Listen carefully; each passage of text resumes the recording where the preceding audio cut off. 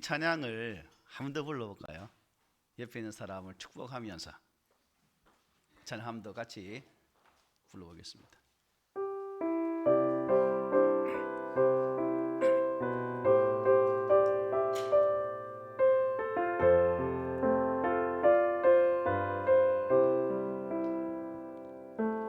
여호와는 너에게 복을 주시기를 원하며 너를 지키시기를 원하시며 여호와는 그 얼굴을 너를 향하여 드사 은혜와 평강 주시기 원하노라멘. 여호와는 너에게 복을 주시기를 원하며 너를 지키시기를 원하시며 여호와는 그 얼굴을 너를 향하여 드사 은혜와 평강 주시기 원하노라멘. 너를 보배롭고 존귀하게 여기시는 하나님이 내 삶 속에서 이 약속을 신실하게 이루시리. 땅에 기름진 것으로 하늘에 신령한 것으로 너를 복주시고 지키실 하나님이 너의 영혼 잘 되도록 은혜 베푸시며 평강으로 인도하시리. 땅에 기름진 것으로 하늘에 신령한 것으로 너를 복주시고 지키실 하나님이 너의 영혼 잘 되도록 은혜 베푸시며 평강으로 인도하시리. 아멘. 여러분의 하나님의 예배하신 은혜가 함께하기를 축복합니다. 아멘. 오늘 본문 12장 무엇이 많습니까? 이름이 많죠. 지난주에 보았던 11장과 마찬가지로 명단들이 잘 기록되어 있습니다. 하지만 11장과 12장 그 내용이 다르죠. 11장의 명단은 예루살렘으로 이주하여서 그곳에서 살기로 다짐하였던 그 사람들의 면면을 기록하였고, 또한 제비 뽑히어서 가기로 작정된 그 사람들을 11장 2절에 보면 많은 사람들이 복을 빌어주는 그 장면의 말씀이 지난주의 말씀이었습니다. 오늘 본문 12장은 제사장과 레위인들 그리고 성문지기들의 명단이 이렇게 기록되어 있음을 보게 되죠. 특별히 이 제사장과 레위인의 명단을 이렇게 따로 기록한 것은 무엇 때문일까요? 이들이 성전을 회복하고 이 성전 제사를 회복하기 위한 그야말로 핵심적인 역할을 감당하는 자들이기 때문입니다. 이들이 없으면 성전은 그야말로 무용지물이 되고 말 것입니다. 그래서 느헤미야는 이제 성벽을 완공하고 다음 주 보게 되겠지만 예루살렘 이제 봉헌식을 앞두고 성전 제사의 근간이 되는 이 제사장과 레위인들을 금명하는 그러한 작업을 지금 하고 있는 겁니다. 느헤미야는 성전 제사를 위한 제사장과 레위인들의 그 본인의 임무를 잘 감당하고 또 이를 통해서 성전 예배가 정상화되고 이스라엘이 견고한 신앙의 공동체가 되기를 간절히 기대했다는 것입니다. 이런 이유 때문에 느헤미야는 하나님께서 인정하는 제사장들을 구별하는 일에 온 마음을 다 기울였습니다. 때문에 신분이 분명하지 않았던 제사장들은 이미 다 7장에 보면 다 정리된 바 있죠. 이 사람들은 계보 중에서 자기 이름을 찾아도 찾지 못하였으므로 그들을 부정하게 여겨 제사장의 직분을 행하지 못하게 했다라고 말씀하고 계십니다. 여러분, 느헤미야가 예루살렘의 봉헌식을 앞두고 제사장과 이레위인의 명단을 먼저 정비하고 기록함과 같이 세상 나라가 여러분 바로 서기 위해서는 먼저 무엇이 바로 서야 될까요? 하나님의 교회와 성도가 바로 서야 됩니다. 그리고 그 핵심이 무엇이겠습니까? 바로 예배에 있다는 거죠. 예배를 통해서 하나님 앞에 나아가는 그 모습, 하나님과의 관계가 온전히 회복되어진 그러한 성도로 말미암아 이 땅에 진정한 소망이 있다는 사실이죠. 그래서 느헤미야는 하나님의 참된 백성이 되는 것은 무엇보다도 온전한 제사 가운데 있다고 믿었어요. 마찬가지로 우리가 진정 하나님의 백성이라면 무엇보다도 예배를 소중히 여겨야 됩니다. 왜냐하면 이 예배야말로 우리가 하나님의 백성임을 고백하고 확인하는 아주 중요한 그러한 시간이기 때문입니다. 어떻습니까? 우리 꿈의 공동체는 예배를 사랑하는 공동체입니까? 예배를 삶의 제1순위에 두고 그 예배를 향한 갈망함을 가지고 하나님 앞에 나가기를 애쓰는 그런 공동체입니까? 종교학자들은 어느 종교이든지 그 종교의 공적 모임에 한 달 이상을 빠지면 더 이상 그 종교를 믿는 것이 아니라라고 말합니다. 한 달 이상. 모든 종교를 동일하게 일반적인 범주에 둘 때 놓고 하는 얘기겠지만 우리 기독교도 마찬가지죠. 보통 교회에서는 정관상 보면 몇 개월 이상 빠지면 별명으로 넘깁니까? 6개월. 그래서 6개월이 지나면 교회에 나오지 않으면 별명으로 넘어갔다가 또 빠지면 이제 그때부터는 우리 교인이 아니다라고 이렇게 볼 수 있는 거죠. 예배는 우리가 세상의 삶을 잠시 멈추고 오직 하나님만을 바라보는 시간이에요. 예배를 통해서 우리는 하나님의 자녀임을 온전히 확인하고 고백하면서 우리의 믿음을 다시 세워나가는 시간이 바로 예배의 시간이라는 것입니다. 이 예배는 쉼 없이 우리 일생 동안 계속해서 반복되어져야 됩니다. 그렇지 않으면 어느새 우리는 믿음의 길에서 벗어나고 말 것입니다. 그만큼 예배는 우리의 믿음 생활에 가장 중요한 자리를 차지한다는 것. 다 아시죠? 신앙은 아는 것에서 그치지 아니하고 삶의 모습으로 나아갈 때에 비로소 참된 신앙인의 자세입니다. 바벨론에서 들어온 이스라엘 백성들이 가장 소중히 여겨야 하는 것은 하나님을 향한 진정한 예배였어요. 이미 우리가 살펴본 것처럼 그들이 아수르와 바벨론에게 멸망당한 이유가 무엇이었습니까? 하나님을 향한 예배가 사라지고 하나님이 아닌 우상 숭배 길로 나갔기 때문에 하나님은 그 백성을 멸하시고 종의 자리로 옮겨버리고 말았다는 사실입니다. 결국 우상 숭배를 통해서 온갖 죄악들이 그 땅에 들어왔고 그 죄악으로 말미암아 그들은 멸망의 길을 걸어갈 수밖에 없었다는 사실이죠.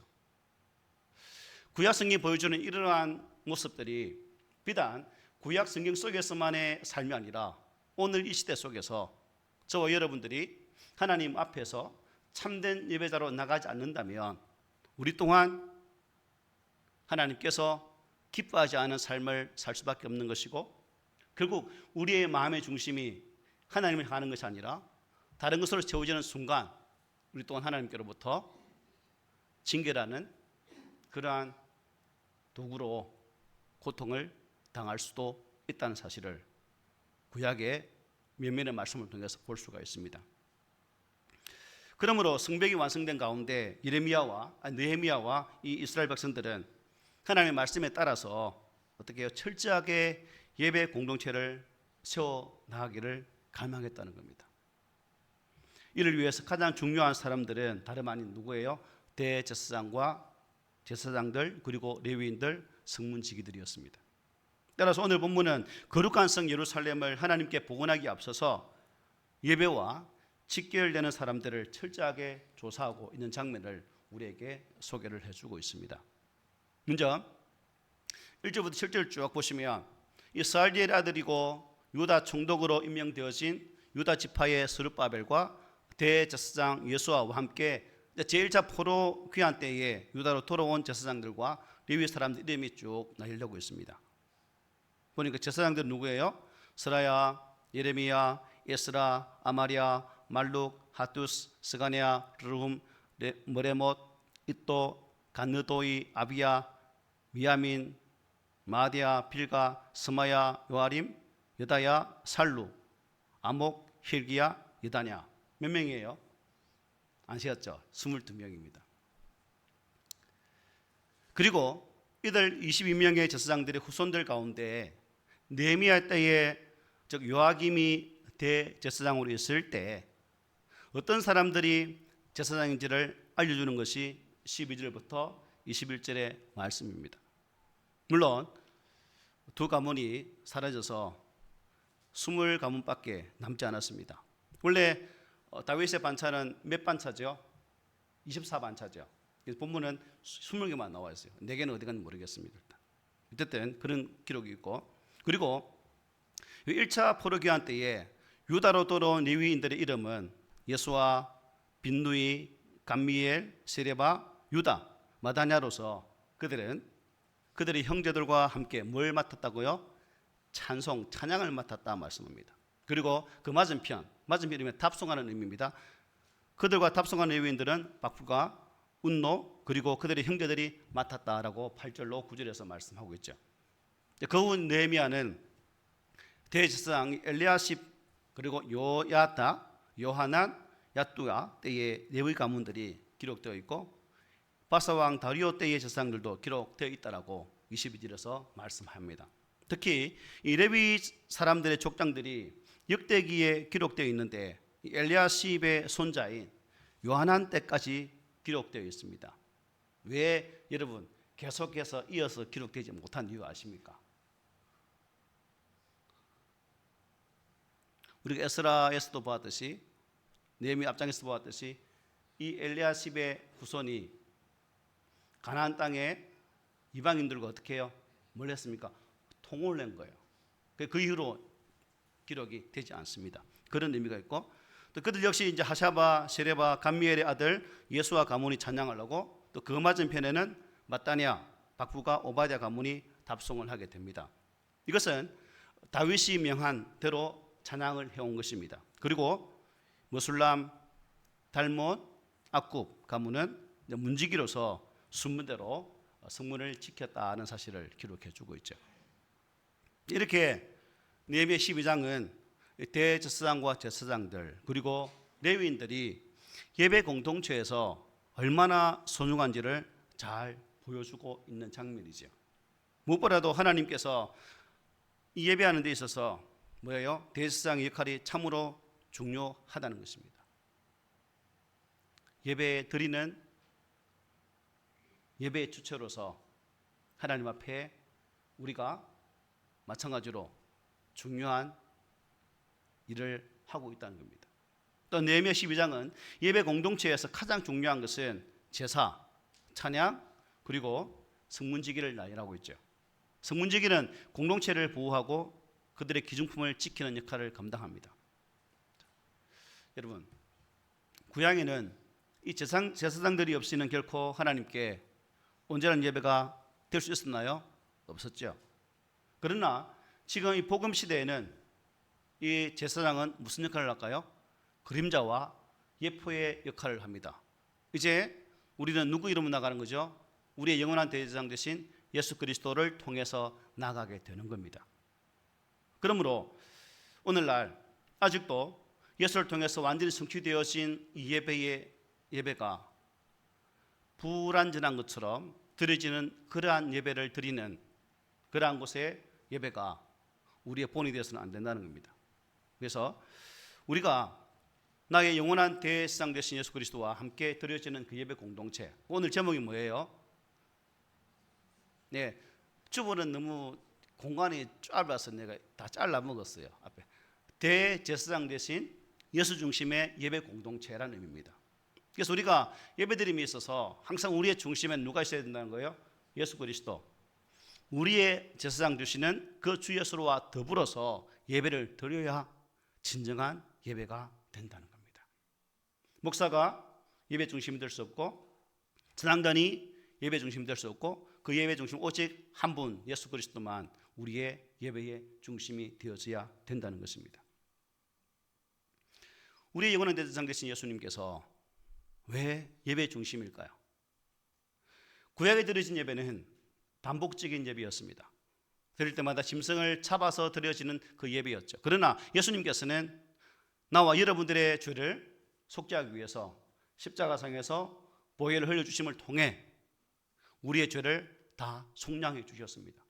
그리고 그분은 부활하심으로 그분의 제사는, 즉 자신의 몸을 들여 희생하신 그 제사는 단번에 이루어짐을 보여주셨고, 그러므로 그 이후에 예수로 말미암아 나아가는 그 예배가 참된 예배인 것을 우리에게 증거한다는 거죠. 이러한 내용들이 어디에 가장 잘 나타나 있을까요? 신약성경 히브리서에 잘 증거되고 있습니다. 그래서 예배 끝나고 나서 집에 돌아가셔서 어차피 성경 일동하고 있잖아요. 6월달까지 히브리서 한번 읽어보십시오. 이 예배를 생각하면서 말씀하면서 읽어보면 더 의미 있게 와닿을 겁니다. 또한 예수님은 하나님께서 아론을 부르심 같이 부르시되 맹세로 부르셔서 대제사장으로 삼으신 분이 바로 예수님이십니다. 이때 예수님은 아론의 계통이 아닌 누구의 반차를 따라서요? 멜기세덱의 반차를 따라서 대제사장이 되셨다고 히브리서에서 이렇게 증거합니다. 또한 이와 같이 그리스도께서 대제사장 되심도 스스로 영광을 취하심이 아니요 오직 말씀이시니가 그에게 이르시되 너는 내 아들이니 내가 오늘 너를 낳았다 하셨고, 또한 이와 같이 다른 데서 말씀하시되 내가 영원히 멜기세덱의 반차를 따르는 제사장이라 하셨다 말씀하겠죠. 여러분, 만일 이 레위 계통의 제사장들로 인해서 우리가 계속 죄사함을 받을 수 있고 또한 죄를 이길 수 있는 그러한 생명의 능력을 받을 수 있다면 하나님의 아들이신 예수님께서 이 땅에 오실 이유가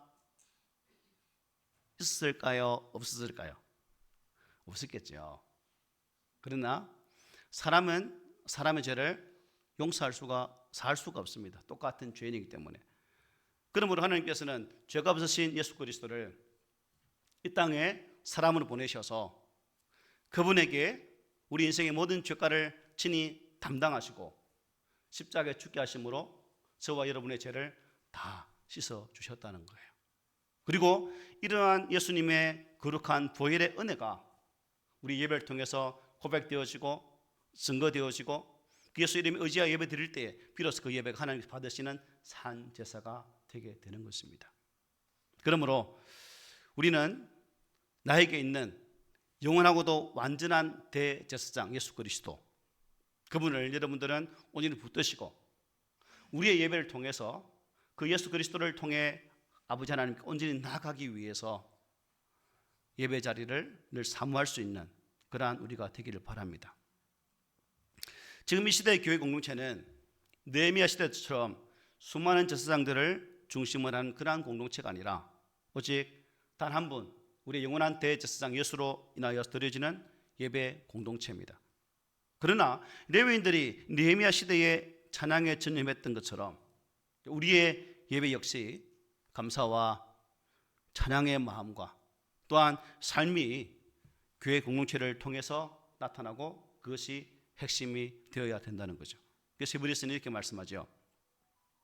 우리가 여기에는 영구한 도성이 없으므로 장차 올 것을 찾나니 그러므로 우리는 예수로 말미암아 항상 찬송의 제사를 하나님께 드리자. 이는 그 이름을 정언하는 입술의 열매니라. 오직 선을 행함과 서로 나누어 주기를 잊지 말라. 하나님은 이 같은 제사를 기뻐하시느니라고 증거하고 있습니다. 자, 그렇다면 여러분, 우리의 영원한 대제사장 되시는 예수님을 중심으로 예배 공동체가 되어져야 되는데 그러한 예배를 드리는 우리는 어떤 사람이 되어야 될까? 예수 중심의 예배를 드리기 위해서 저와 여러분은 어떤 사람이 되어야 이러한 예배를 드릴 수가 있을까?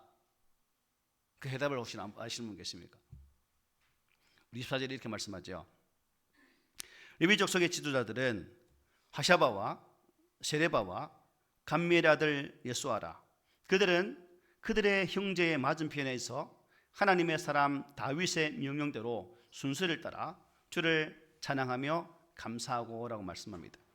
여기에는 보니까 제사장과 레위인의 사역을 조직하여서 그 이스라엘의 종교 제도를 확립한 누가 나옵니까? 다윗이 나오고 있습니다. 다윗이 여기에서 언급되는 이유는 이 느헤미야 시대의 제사장과 이 레위인의 조직이 비록 규모 면에서는 다윗 때와는 비교가 안 된다 할지라도 형식적인 면에서는 어떻게 해요? 다윗의 조직대로 회복되었다는 것을 나타내는 거예요. 즉 이스라엘 종교적으로 어떻게 회복되었다는, 포로에 돌아와서 성전을 짓고 성벽을 짓고 이제 봉헌식을 앞두고 이런 구성되어진 그것을 이제 회복되었다는 것으로 나타나고 있다는 겁니다. 그런데 본문은 다윗을 어떤 사람을 소개하고 있습니까? 하나님의 사람으로 소개를 하고 있습니다. 여러분, 다윗에게 많은 호칭이 있죠. 여러분 알고 있는 다윗을 향한 호칭이 뭐가 있습니까? 다윗 하면 왕, 또 뭐가 떠올라요? 장군, 또 시인, 목동, 또 악기 연주자, 많잖아요. 우리 교회 성도들 모르는구나. 이런 호칭이 직함이 많았습니다. 다윗에게는 많습니다. 그런데 여기 본문에서 이러한 직분으로 불리지 않고 어떻게 해요? 하나님의 사람으로 부르고 있다는 겁니다. 위대한 장군 다윗, 아름다운 시를 지었던 시인 다윗, 아름다운 악기로 연주했던 연주자 다윗, 전쟁에 나가며 항상 승리했던 위대한 장군, 그런 이름을 불리지 않고 하나님의 사람으로 부르고 있다는 거예요. 왜 다윗은 왕이나 장군이나 시인이나 이 연주자로 부르지 않고 하나님 사람으로 부르고 있는가? 왜일까요, 여러분? 그것은 바로 다윗 자신이 스스로를 왕이나 장군, 시인, 이러한 연주자 이전에 자기 스스로가 하나님의 사람으로 인식했기 때문입니다. 자기 스스로가. 또 누가 봐도 그는 왕이나 시인이나 장군이나 연주자 이전에 하나님의 사람이었기 때문이에요. 그렇다면 오늘날 왜 이스라엘 자손이 여러분 다윗을 높인가합니까? 그리고 우리는 왜 다윗을 위대한 인물로 평가를 하는 것일까요? 왜요? 그가 최고의 영광을 누린 왕이기 때문입니까? 아니면 싸움터에 나갈 때마다 싸워서 승리한 위대한 장군이기 때문에 그렇습니까? 아니면 맡겨진 양떼들을 잘 관리했던 목동이기 때문에 그렇습니까? 아니면 시편의 시를 많이 지어서 좋은 작품을 많이 남기기 때문에 그를 위대한 왕으로 봅니까? 아니면 하프를 아주 아름답게 연주했던 연주가이기 때문에 다윗을 이렇게 부르고 있는 것일까요? 우리는 이미 나의 질문 속에 아니라는 것을 여러분 다 단박에 알고 있을 겁니다. 아니구나. 다윗이 이렇게 부르고 있는 것은 근본적인 이유는 그가 스스로가 어떻게 해요? 하나님의 사람으로 인식을 했고, 또한 그가 얻은 자리에 있든 그 자리가 그 자리를 나타내는 자리가 아니라 그 자리에서도 하나님의 사람인 것을 나타내었던 삶을 살았기 때문에 그를 위대한 사람으로 칭송한다는 것입니다. 결국 다윗이 보여주는 이러한 모습은 오늘날 믿음의 백성들이 우리의 삶의 자리에서 예수 중심의 예배 공동체로 나아감에 있어서 저와 여러분 또한 무엇이 되어야 된다는 거예요? 하나님의 사람으로, 옆에 있는 사람도 중요하겠지만 나 스스로 먼저 인식을 해야 된다는 겁니다. 나는 하나님의 사람일까? 직장에서도, 학교에서도, 내가 살아간 삶의 여러 자리에서 나는 스스로를 하나님의 사람으로 인식하며 살고 있는가? 어떻습니까? 오늘 이 본문 말씀과 다윗의 이 생애를 통해서 내가 배워야 할 것, 깨달아야 할 것이 무엇이겠습니까? 우리 역시 진정으로 성공하는 인생을 살기 원한다면 자신을 세상의 어떤 직분자로 인식하기 전에 무엇으로요? 하나님의 사람으로 스스로를 인식해야 된다는 겁니다. 그런 의미에서 우리 스스로가 내 가슴을 치면서 나는 하나님의 사람이다라고 말해볼까요? 시작. 나는 하나님의 사람이다. 네, 여러분 하나님의 사람이에요. 이 인식으로 살아보십시오. 자, 그렇다면 우리가 삶의 자리에서 이렇게 살다 보면 부당한 대우를 받을 수도 있습니다. 딸을 당할 수도 있습니다. 그리고 여러 가지 그 부당한 조건 때문에 인생의 삶의 자리가 고통으로 이어질 수도 있습니다. 하지만 우리가 어떤 사회적 지위에 있든지 이러한 의식으로 가득 채워 한번 보십시오. 이러한 의식으로 가득 찬 상태에서 나의 삶을 살아가노라면 우리 하나님께서 하나님의 사람으로 사는 그 자에게 그냥 버려둠으로 임하실까요? 아니면 내몰라라고 하나님께서 그렇게 역사하실까요? 아닙니다. 빌립보서에서 이렇게 분명히 증거합니다. 이는 너희가 흠이 없고 순전하여 어그러지고 거스른 세대 가운데서 하나님의 흠없는 자녀로 세상에서 그들 가운데 빛들로 나타낸다라고 말씀해요. 하나님께서 전국에는 우리 각자를 하나님의 사람으로 스스로 인식하고 살아가는 그 자를 세상의 빛 가운데로 인도하신다라고 분명히 증거합니다. 그러므로 우리의 세상 지위, 직분이 어떠하든지 자신이 하나님의 사람임을 강하게 인식하며 살았으면 좋겠습니다. 나의 생각이나 행동 양식에까지 영향을 미칠 수 있도록 스스로를 하나님의 사람으로 매일매일 자각하면서 살아가는 우리 모두가 되기를 바랍니다. 자, 그러면 본문에 아까 발음듯이 연차는 제가 여러 명 사람 이름을 그죠 이렇게 나열해 드렸습니다. 혹시 제가 여러분에게 말했던 그 사람들 명단 중에 기억되는 분 계세요? 이제 잘 아는 뭐 느헤미야나 예수아나 이 흔한 이름이기 때문에 이분들은 이제 어느 어린이 기억할 수도 있겠죠. 그런데 이 시간 이제 성경을 딱 듣는 순간 그동안 3장이나 8장이나 11장이나 12장에서 이 명단들이 아마 스스로 기억하고 있는 분들은 별로 없을 거예요.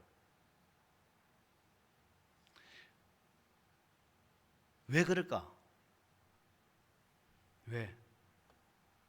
저는 이제 성경을 딱 듣는 순간 이 22명인가 그것도 성경 문제기 몇 명이랑 이게 다 생각나면 좋겠는데 저도 생각 안 나거든요. 그래서 왜 하나님께서 한 명 한 명 이름을 다 기록하시면서 이 이름을 우리에게 보여주시고 있는 것일까? 여러분, 저는 이 말씀을 대하면서 과연 나는 사람 앞에 기억이 되는 사람일까? 아니면 하나님께로부터 기억되는 사람일까? 사람에게 유명한 인사일까?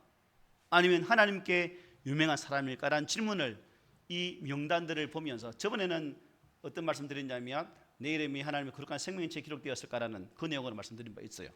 오늘은 이제 듣는 순간 이름이 기억 안 난다는 거죠.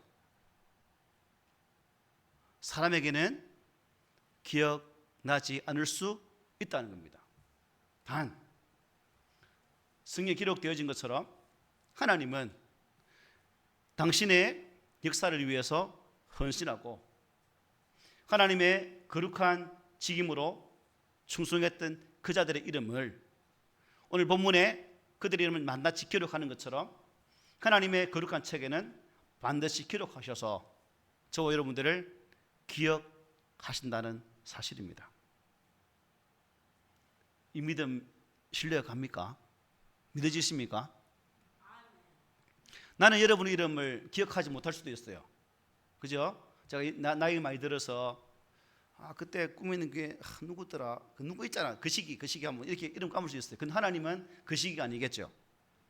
반드시 그 이름을 기억한다는 사실입니다. 그러므로 우리가 이 주시는 말씀을 통해서 세상 사람에게 나를 알리는 것, 세상 사람들에게 나의 이름을 남기기 위해서 애쓰는 그러한 수고가 아니라 하나님 앞에서 인정받기 위해, 하나님이 기억되기 위해 수고로움을 감당하는 성도가 된다면 얼마나 좋을까. 여러분, 이 땅에서 사람에게 칭송 들으면 이미 이 땅의 상급을 다 받은 거예요. 그러면 하나님 앞에 가면 네 수고했네, 고생했네, 애썼네 말씀 들을 수 있을까요? 야, 네 다 받았지? 네 줄 게 없다. 왜냐고 고린도 전서 4장 5절 이렇게 말합니다. 그러므로 때가 이르기 전 곧 주께서 오시기까지 아무것도 판단하지 말라. 그가 어둠에 감추인 것들을 드러내고 마음의 뜻을 나타내시리니 그때에 각 사람에게 하나님으로부터 칭찬이 있으리라. 하나님께 칭찬 들을 수 있는 그러한 믿음의 삶, 이게 우리에게 필요한 신앙의 자세예요. 저에게 아이고 집사님 고생하셨죠 라는 말 들으면 이미 칭찬 들었기 때문에 하나님께로부터 칭찬 마이너스 1.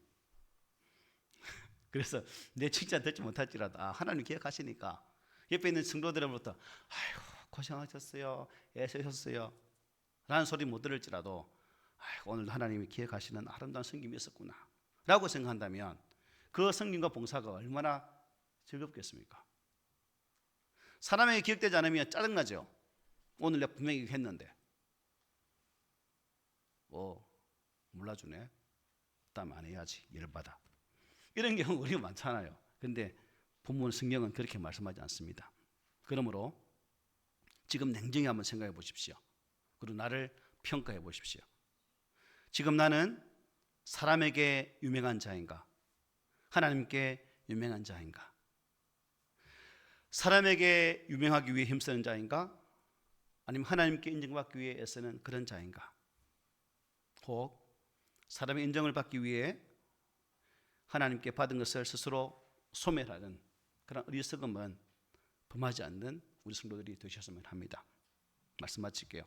오늘 본문은 느헤미야가 이제 성전 제사제도를 온전히 회복되었음을 보여주고 제사장과 레위인과 성문지기들을 이름에 낱낱이 금명을 합니다.